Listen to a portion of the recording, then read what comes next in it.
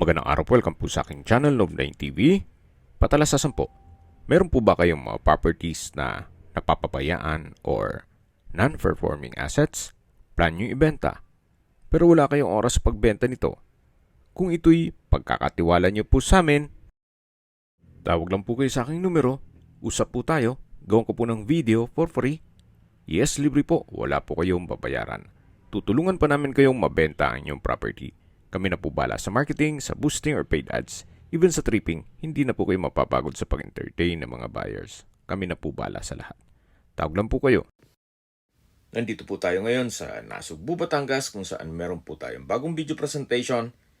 Isang residential property nasa loob po ng isang exclusive subdivision na Batulao Artscapes.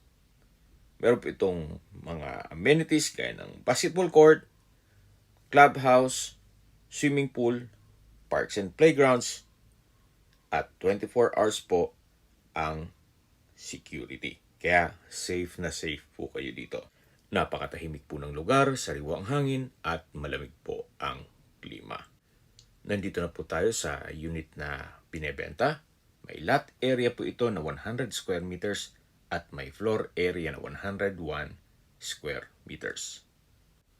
Meron po itong 3 bedrooms at ito po'y income generating. Kasi karamihan po sa mga unit dito ay ginagawang staycation business. Dito po sa gilid ng bahay ay meron pong setback.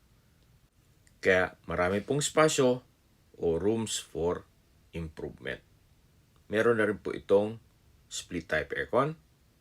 Then ito po yung sliding glass window papunta sa open lanay at dito naman po yung likod mismo ng bahay na pwede pong lagyan ng dirty kitchen at service area.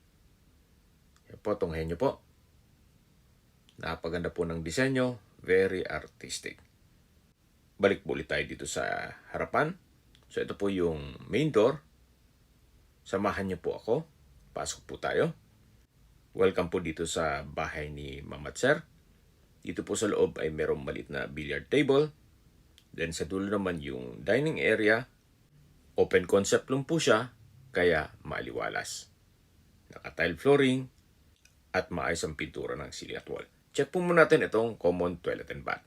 Maayos po ang toilet fixtures. May water closet with bidet. Naka-tile bathroom wall. May bathroom windows. At meron din pong vanity mirror at bathroom sink. Balik po ulit tayo dito sa living area. At yung natatanaw nyo na sliding glass door, yan po tayo galing kanina. Yan yung papunta naman sa likod ng bahay. At tungkol naman po sa mga kagamitan, siguro pwede naman natin i-negotiate ito kay owner. Sa pintura at structure, wala po kayong papagawa. Maayos naman po ito. Gawa ng ito'y well-maintained. Ito naman po yung formal kitchen. May modular kitchen cabinet, range hood, kitchen countertop, at stainless sink with faucet. Ito rin po yung sliding glass door na papunta naman sa likod ng bahay. Yan po, galing tayo dyan kanina. At yan po yung perimeter fence. Pwede po kayong maglagay ng service area at dirty kitchen dito. So mula po dito, ito ulit yung living area. At matatanaw natin yung hagdan. Mamaya akyat tayo dyan.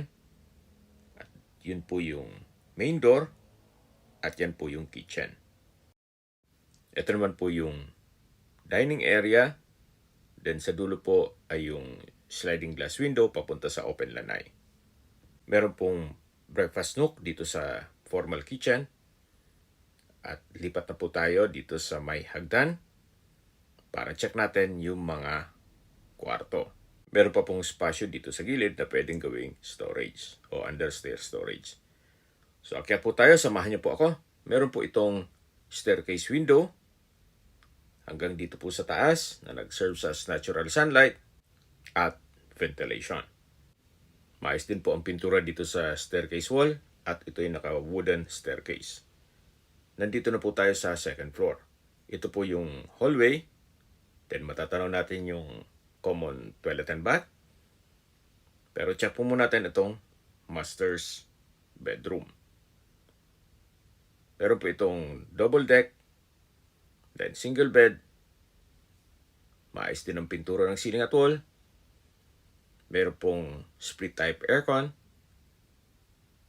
Then sa dulo po ay meron pong sliding glass window na papunta sa balkonahe o terrace. Meron din po itong sariling toilet and bath na kung saan malaki po ang espasyo. May bathroom sink, vanity mirror, water closet with bidet. Meron pong dalawang bathroom window. May overhead shower. At ito'y naka-tiled bathroom wall. Labas po tayo para check natin yung ibang parte nitong kwarto. Check po natin itong sliding glass door na papunta naman po ito dito sa balkonahe. Ito po yung likod na parte ng bahay. Diyan sa baba, diyan po tayo galing kanina. Itong natatanaw yung highway, yan na po yung mula Tagaytay papuntang Nasugbo. Kaya ito po ay accessible din ng public transportation. Meron pong regular trips ng bus mula Manila papuntang Nasugbo, vice versa. Yan po, tunghayan nyo po ulit itong master's bedroom. Meron pong wardrobe o built-in cabinet. May split type aircon. At gaya po nang nasabi ko sa inyo kanina, tungkol naman sa mga kagamitan, siguro i-negotiate na lang natin kay owner. At dito naman po yung kabilang kwarto. Sa spasyo, sakto lang. Hindi naman siya ganun kaliit at hindi naman ganun kalaki. Naka-tile flooring, maayos ang pintura ng ceiling at wall. May split type aircon. Meron din pong glass window. At wardrobe. From floor to ceiling po yan. Labas po tayo. So dito naman po yung common toilet and bath na kung saan halos same design lang po nung kabilang banyo. May bathroom sink, water closet with bidet, overhead shower, bathroom window, at ito'y naka-tiled bathroom wall. Labas po tayo. Ito po ulit yung hallway. At dito naman po tayo sa third bedroom. Ito pong third bedroom ay malaki din ang espasyo at meron pong wardrobe. May dalawang glass window at meron pong access door papunta dito sa balkonahe o terrace. Meron din po itong split type aircon. At dito naman po yung balkonahe kung saan matatanong nyo naman yung mga kapitbahay. Summarize ko lang po sa mga nag-skip ng video. Ito pong property ay nasa Batulao Artscapes. May lot area na 100 square meters at may floor area na 101 square meters.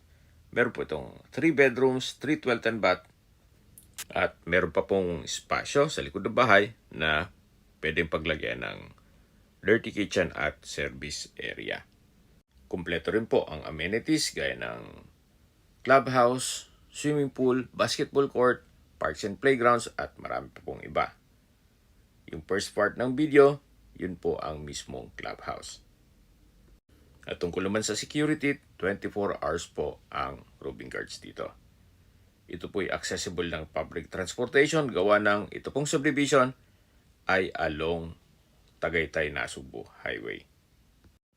Yan po yung second bedroom, ito yung first bedroom, at dito na po tayo sa hallway na papunta dito sa hagdan na meron pong malaking glass walls and windows na nag-serve as natural sunlight dito sa staircase. Napakaganda po ng disenyo. Baba na po tayo, samahan niyo po ako. Mula po dito sa kalagitnaan nitong hagdan, matatanaw na ang living area. Pati yung access glass door papunta sa likod ng bahay. Then yung dining area. Tunghayan nyo po bago natin tapusin ang video. Napaganda po ng disenyo. Wala pong partition. Open concept lang ito. Mula po dito sa living area, dito po yung common toilet and bath. Na kung saan na-present ko na yan kanina. Then, ito po yung main door. Paglabas nyo po ng bahay, ganito po ang magiging view na napakaliwalas. Napaganda ng community. Habang maglilibot po tayo ulit, pag-usapan na natin ang distance, location, at travel time. Kung familiar po kayo sa Welcome Arc ng Nasugbo, ang distance is 3.4 kilometers at ang travel time is 5 minutes. Mula naman po sa Twin Lakes, isa sa pasyalan sa May Tagaytay, ang distance is 5.3 kilometers at ang travel time is 8 minutes. Mula naman po sa bayan mismo ng Nasugbo, at malapit din ang mga beach resort, nandun din po ang public market, groceries, schools, banks, remittance center, church, schools, at hospital. Ang distance is 28.7 kilometers at ang travel time is 35 minutes. Yan po yung lagi kong binabagit sa aking video na dapat nyo i-consider sa paghanap ng property, yung meron pong malapit na hospital. Hindi ko naman po sinasabing sakitin kayo, yan naman po for emergency purpose lang naman. At mula naman po sa Tagaytay Rotonda, ang distance is 18.6 kilometers at ang travel time is 50 minutes. Mula naman po sa Manila o sa airport, ang distance is 74.1 kilometers at ang travel time is 2 hours and 32 minutes. Sa presyo na po tayo, binebenta po ito ni owner sa halagang 8.5 million pesos. Kung may mga katanungan po kayo, tawag lang po kayo sa aking numero. At sa mga kababayan naman natin nasa ibang bansa, meron po akong Telegram. Sa mga iPhone user man, may iMessage. Meron din pong Imo, Skype, Viber at WhatsApp. Same number lang po, 0917-316-3399. Sa mga nagtatanong naman po ng aming Facebook, meron po aming Facebook page na Nov9TV at Facebook Real Video. Meron din pong TikTok at Instagram. May ibang YouTube channel po kami, the Nov9TV channel, Nov9TV Listings, Nov9TV On The Spot, Nov9TV Updates, at Nov9TV House Rental. Sana po naibigyan nyo ang video presentation. Paki-like and subscribe na lang po sa aking channel para ma-update din po kayo sa aking future listings. Kung sakali po hanap nyo yung mas malaking sukat ng lupa, meron din po kami ibang listings na pwede nyong pagpilian. Huwag po kayong mag-atubiling tumawag sa amin. Then, let us know your budget para malaman namin kung anong property pwede naming ilog sa inyo. Sa lahat pong viewers, subscriber at nagtiwala po sa amin, salamat po sa suporta. Ingat po kayo lagi at yung pamilya. Maraming salamat po.